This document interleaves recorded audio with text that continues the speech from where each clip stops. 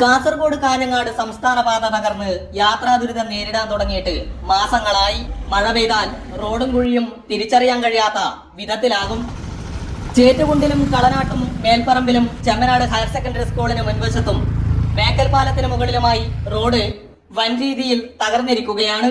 ഒരടിയിലധികം താഴ്ചയുള്ള കുഴികൾ വരെ കാസർഗോട്ടേക്കുള്ള യാത്രയിൽ പലയിടങ്ങളിലായി കാണാം. യാത്ര നടപടി സംവിധത്തിലായിട്ടും ടാറിങ്ങിനുള്ള നടപടികൾ വൈകുന്നതിൽ പ്രതിഷേധം ശക്തമാവുകയാണ്.